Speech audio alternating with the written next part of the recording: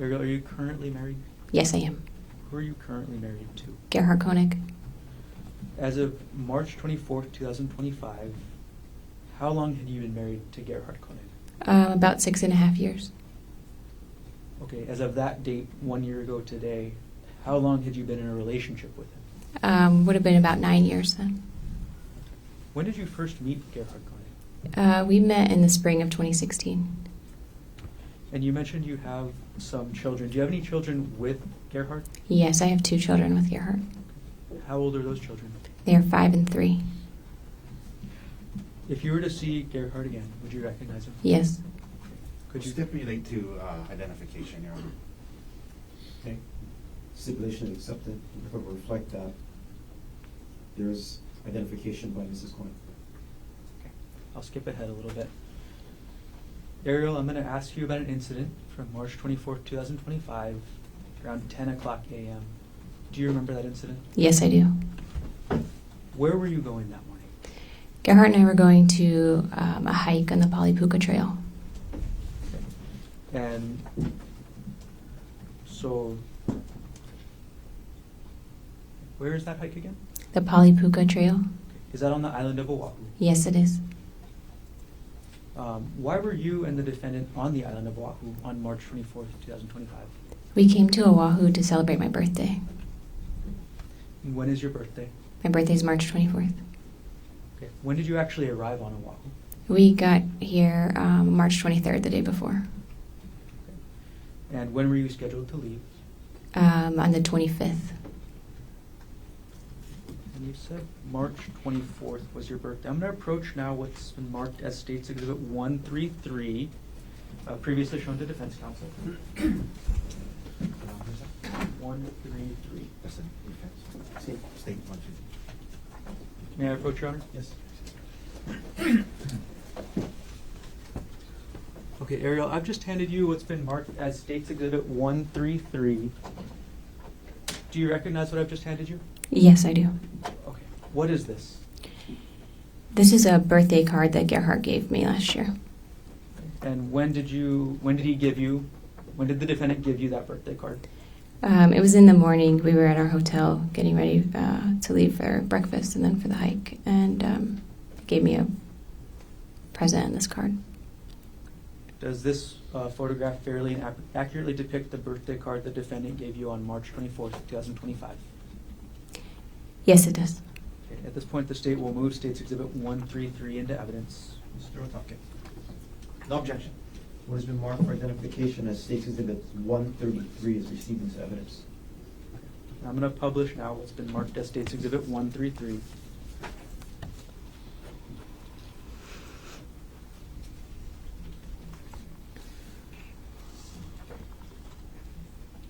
Arielle, how did you feel when you got this card?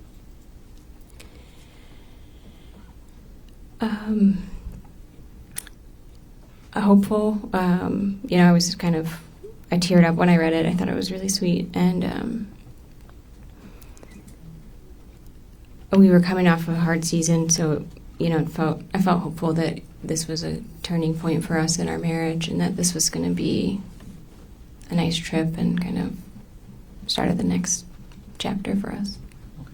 I'll come back to what you just mentioned there a little bit later. Sure. But could you walk us, and I'm going to take down State's Exhibit 133, and I'm going to retrieve it from you now. Could we have it read to the jury, at least publish it in a way where they can see it? They'll get it when they deliberate.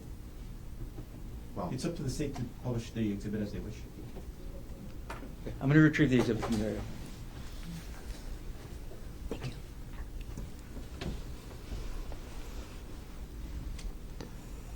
I'm going to hand it to the court.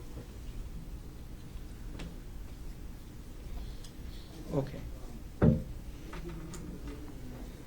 All right, Arielle, you got the birthday card in the morning, you said, and then you were late around 10 a.m. on this hike. Can you describe how you got to the Palipuka hike? We had a rental car, so we drove. Who drove? Gerhardt drove. And who planned the hike? Gerhardt planned the hike. Had you ever been on the Palipuka hike before? I had not, no. Had you ever been to Oahu before? No, this is my first trip to Oahu. I had flown through, but not visited the city. Okay, so you'd stopped at the airport before, Yes. but never left? Yes. Right. Can you describe the area around the trailhead of this hike, or the start of the hike? Sure. There's like a parking lot when you first get there, and then the trailhead itself is kind of hidden. There's a sign that says like the trail is closed here, and it's up. There's like a lava rock wall, and it's above that wall, and then there's like some porta potties off to the side. When you got to the trailhead, were there any other hikers around? Yes, when we first got there were two hikers walking around, looking on their phones, kind of looking like they were looking for the trailhead.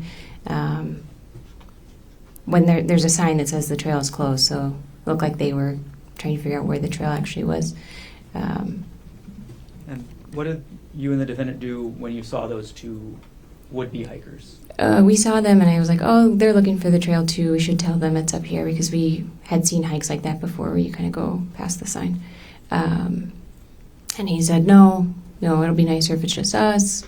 Let's just go to the lookout and give them time to find the hike. And so we went and parked and went over to the actual, like, more visitor area at the Polipuka Trail.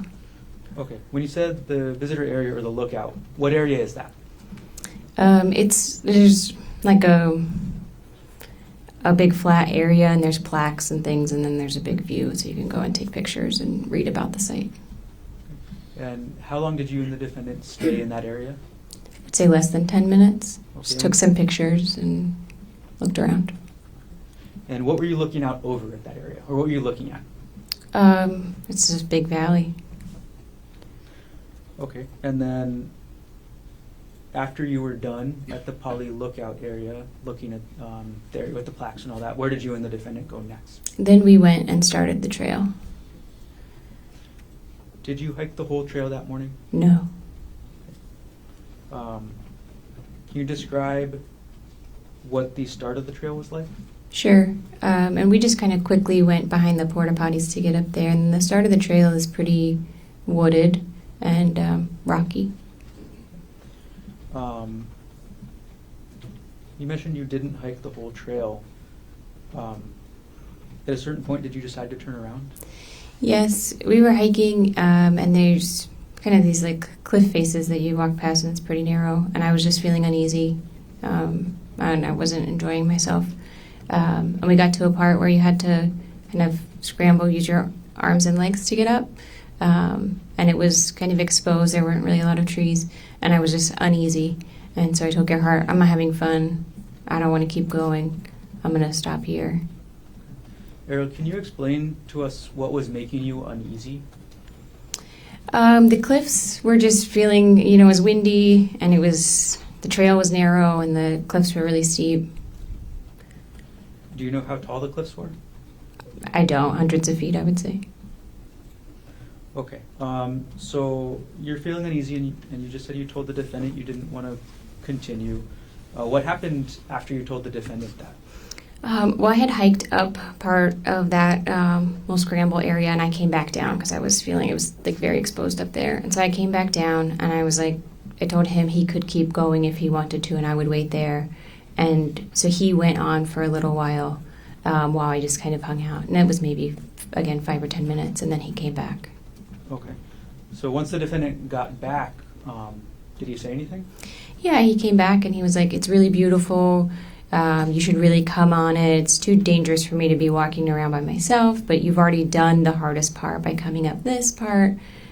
You should really come up and we could keep going. And I was just like, no, I'm not enjoying it. I don't feel good. I'm not doing it. All right. So after you told the defendant no again, what did he do? Then we started making our way back down the trail.